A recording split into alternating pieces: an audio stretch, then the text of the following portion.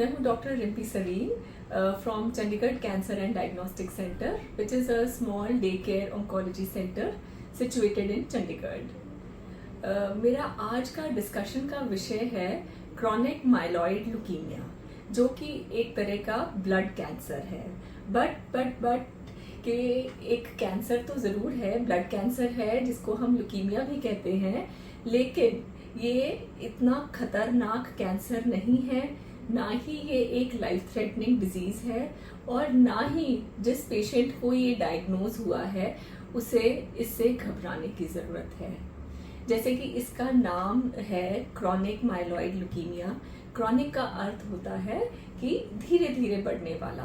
तो ये जो कैंसर है ये शरीर में जब जिस पेशेंट के डेवलप होता है तो ये बहुत लंबे समय से शरीर के अंदर कुछ ऐसी म्यूटेशंस हो जाती हैं, कुछ ऐसी प्रॉब्लम्स हो जाती हैं जिससे कि जो हमारी ब्लड बनाने की फैक्ट्री है, जैसे कि जो बोन मैरो है, वो उसमें जो ब्लड के सेल्स हैं वो अनकंट्रोल्ड वे में बनने लगते हैं। तो क्या होता है कि जो ब्लड सेल्स हैं उनका नंबर बहुत ज़्यादा इंक्रीज हो जाता है। तो जब हम पेशेंट का टेस्ट करते हैं, उसका सीबीसी करते हैं या हीमोग्राम करते हैं, तो उसमें पाया जाता है कि जो WBC है या जो ल्यूकोसाइट्स है उनकी मात्रा जो है वो बहुत ज़्यादा बढ़ गई है। दूसरा, इसके साथ जो संबंधित जो प्रॉब्लम्स हो सकती हैं वो ये हो सकता है कि जो प्लेटलेट काउंट है वो बढ़ गया है, या वो कभी कभी नॉर्मल भी रहता है, और जो हीमोग्लोबिन है वो जो है वो कम हो जाता है। तो बेसिकली इसमें बोन मैरो में प्रॉब्लम आती है। और जब अगर आप किसी पेशेंट का ड्यूरिंग रूटीन चेकअप, अगर आप हेल्थ चेकअप करा रहे हैं या आप किसी और प्रॉब्लम की वजह से आप हॉस्पिटलाइज हुए हैं या आपने अपना सीबीसी करवाया है, उसमें अगर आपका ब्लड काउंट बहुत ज़्यादा बढ़ा हुआ आ रहा है तो उसमें आपको ये CML जो है उसका डायग्नोसिस मतलब रूल आउट करवाना चाहिए।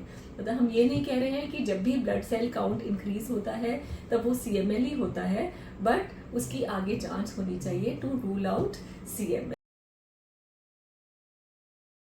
CML एक ब्लड कैंसर है जो कि बोन मैरो डिफेक्ट से होता है। इसमें क्या होता है कि एक पर्टिकुलर क्रोमोसोमल एबनॉर्मेलिटी हो जाती है, जिसमें कि जो 22वां क्रोमोसोम है उसका कुछ अंश 9वें क्रोमोसोम के साथ जाके मिल जाता है। तो जो दो जीन्स हैं BCR और ABL, वो दोनों साथ में आ जाते हैं और फिर वो आपके बोन मैरो में हुड़दंग मचाते हैं और वहाँ पे कुछ गड़बड़ करते हैं। तो उस गड़बड़ से ऐसा होता है कि जो ब्लड बनाने की फैक्ट्री है वो WBCs और प्लेटलेट्स बहुत अधिक मात्रा में प्रोड्यूस करते हैं। तो नेक्स्ट जो सवाल है कि हम कैसे जानेंगे कि CML है किसी इंसान को, या इन शॉर्ट CML के सिम्टम्स क्या होते हैं। तो बहुत सारी बार ऐसे होता है कि CML के कोई सिम्टम्स होते ही नहीं। पेशेंट अपना रूटीन हेल्थ चेकअप करा रहा है, वो अपने या फिर वो किसी और बीमारी की वजह से उसने अपने ब्लड टेस्ट करवाए तो उसमें आया कि उसके ब्लड काउंट्स बहुत ज़्यादा इंक्रीज हो गए हैं।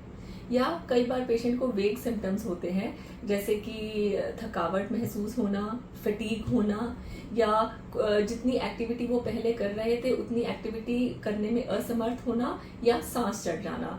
जैसे कि थोड़ा सा पेशेंट ने अपनी वॉक करी, रूटीन वॉक करी तो उसमें सांस चढ़ गया, कुछ एक्टिविटी करी तो उसमें सांस चढ़ गया। फिर रेकरेंट इन्फेक्शंस हो सकते हैं। पेशेंट जैसे हिस्ट्री देता है कि कुछ महीनों से उसको बार बार इन्फेक्शंस हो रहे हैं। वो किसी भी तरह के इन्फेक्शन हो सकते हैं, खांसी, गला खराब, या पेट के इन्फेक्शंस, या कोई स्किन इन्फेक्शन। तो वो किसी भी तरह के रेकरेंट इन्फेक्शंस हो सकते हैं जो हमारे नॉर्मल ब्लड सेल की कमी की वजह से हो जाते हैं इन पेशेंट्स में। तीसरा ये है कि इस बीमारी में पेशेंट की तिल्ली बढ़ जाती है, स्प्लीन बढ़ जाती है। तो जो लेफ्ट साइड है, पेट का जो ऊपर वाला हिस्सा है, वहाँ पे पेशेंट को कुछ हार्डनेस महसूस होती है, ये तिल्ली बढ़ जाने की वजह से। या फिर वहाँ पे कुछ डल एकिंग पेन होने लगती है वहाँ पे पेशेंट को। और वेग सिम्टम्स हो सकते हैं कभी कभी अगर प्लेटलेट्स फंक्शन एबनॉर्मल हो गए हैं तो इजी ब्रूजिंग हो गई है, या महिलाओं में गायनी प्रॉब्लम हो सकती है जैसे कि उनकी ब्लीडिंग, मेंस्ट्रुअल ब्लीडिंग इंक्रीज हो जाती है या फ्रीक्वेंट हो जाती है, तो इस तरह से ब्लीडिंग टेंडेंसीज हो सकती हैं पेशेंट में। वेग कंप्लेंट्स होते हैं कि बोनी पेन्स हो रही हैं या जॉइंट पेन्स हो रहे हैं, या पेशेंट को बहुत लेथार्जी हो रही है। तो जो CML का डायग्नोसिस है वो एक बहुत सिंपल ब्लड टेस्ट से होता है, और उसको हम कहते हैं डिटेक्शन ऑफ BCR-ABL म्यूटेशन। जैसे कि मैंने जिक्र किया था, इसमें 2 जीन्स BCR-ABL पास में आ जाते हैं और उनकी म्यूटेशन हो जाती है, जो कि अगर डिटेक्ट होती है तो ही हम बीमारी को CML लेबल कर सकते हैं। BCR-ABL म्यूटेशन एक बहुत ही सिंपल ब्लड टेस्ट है, जिसमें कि पहले हम फर्स्ट टाइम जब ये टेस्ट भेजते हैं तो पहले ये डिटेक्ट करते हैं कि ये म्यूटेशन पॉजिटिव है या नेगेटिव है, और अगर ये पॉजिटिव है फिर हम इसका क्वांटिफिकेशन करते हैं कि जो म्यूटेशन का जो प्रोटीन प्रोडक्ट है उसका लोड कितना है, और उसमें एक रेशो होती है IS रेशो, वो डिटेक्ट करते हैं। ये इसलिए ज़रूरी है क्योंकि ये एक बेसलाइन टेस्ट होता है, और उसके बाद जब हम पेशेंट का ट्रीटमेंट शुरू करते हैं तो पेशेंट की मॉनिटरिंग के लिए और या ये देखने के लिए कि उसका जो डिजीज़ है वो कंट्रोल्ड है कि नहीं, उसके लिए फिर हम हर 3 महीने पर ये टेस्ट रिपीट करवाते हैं, जो कि बहुत ज़रूरी है ये डिजीज़ मॉनिटर करने के लिए।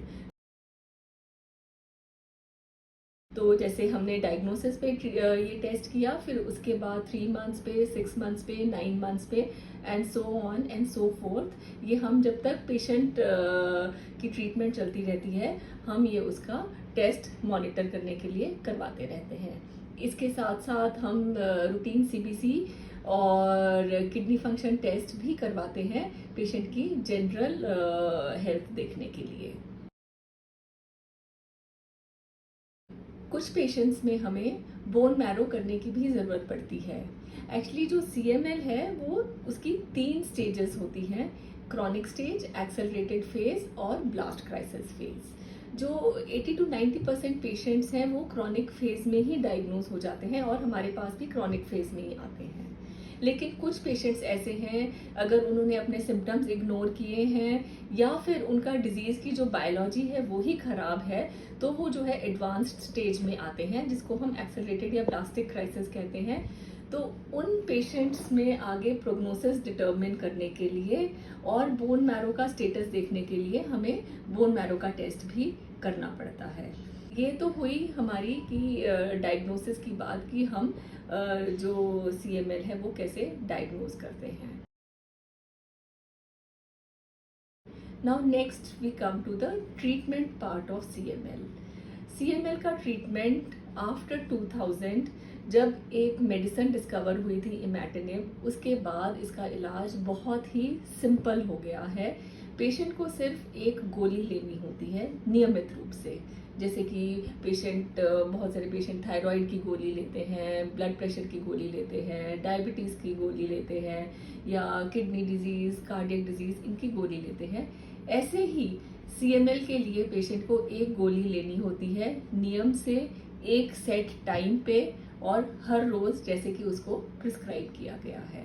So the treatment of CML is very simple, और मोस्ट ऑफ द पेशेंट्स में 80 to 90% ऑफ पेशेंट्स में पेशेंट का डिजीज़ जो है वो ये एक गोली से कंट्रोल रहता है, उसको कोई सिम्टम्स नहीं होते, and he can have a lifestyle like any other normal person. तो जो CML है, दो इसका नाम एक ल्यूकीमिया है, इसका ये एक टाइप ऑफ कैंसर भी है, बट पेशेंट को इससे बिल्कुल घबराने की ज़रूरत नहीं है। जितना हमने अभी जितनी रिसर्च हुई है आफ्टर 2000, तो पेशेंट का life span it's near normal as the routine या एज अदर पॉपुलेशन। तो 10, 15, 20 साल से पेशेंट जो है ये मेडिसिन ले रहे हैं और अभी भी वो ठीक ठाक चल रहे हैं। तो जितना जैसे जैसे टाइम पास होगा, जैसे जैसे हमारी रिसर्चेस होंगी, वी कैन प्रिडिक्ट कि पेशेंट का लाइफ स्पैन इसमें कितना रहेगा। पर अभी तक हमारा यही मानना है कि पेशेंट का लाइफ स्पैन जो है वो नॉर्मल रहता है। बहुत सारे पेशेंट्स में ऐसा भी देखा गया है कि अगर डिजीज़ कंट्रोल्ड रहता है, उसका जो BCR ABL रेशो है वो 0 रहती है। कुछ आज के आगे रिसर्चेस ऐसी हो रही हैं कि से आफ्टर अबाउट 10 इयर्स और सो हम पेशेंट की दवाई जो है वो बंद भी कर सकते हैं। तो it's that good a disease. तो इससे पेशेंट को घबराने की बिल्कुल ज़रूरत नहीं है, या फिर इससे टेरराइज होने की या इससे पैनिक होने की कि उनको एक कैंसर, वो एक कैंसर रोगी हैं या वो एक कैंसर से ग्रसित हैं, इस तरह से घबराने की ज़रूरत नहीं है। CML बिल्कुल भी इस तरह का कैंसर नहीं है जो कि लाइफ थ्रेटनिंग हो। हाँ, इससे अगर आप अपना रूटीन ट्रीटमेंट लेते रहते हैं, प्रॉपर फॉलो अप रखते हैं अपने ऑन्कोलॉजिस्ट के पास, तो you are just like any other normal person. जैसे कि नॉर्मल पॉपुलेशन में डायबिटीज़ है, ब्लड प्रेशर है, कार्डिक डिजीज़ है, रीनल डिजीज़ है, उस तरह की जैसे बीमारियां हैं, तो CML भी वैसे ही एक क्रॉनिक डिजीज़ है। लास्टली मैं ये डिस्कस करना चाहूँगी कि जैसे पेशेंट्स हमसे आके पूछते हैं कि because they are affected by this cancer or this leukemia, do they need any lifestyle changes or any dietary modification. तो मैं बस यही कहना चाहूँगी, लाइफस्टाइल चेंज में जैसे कि आजकल आम जनता में भी और रूटीन में लोगों में भी इतनी अवेयरनेस आ गई है, everyone is opting for a healthy lifestyle. तो आपको भी यही करना है, एक हेल्दी लाइफस्टाइल ऑप्ट करना है।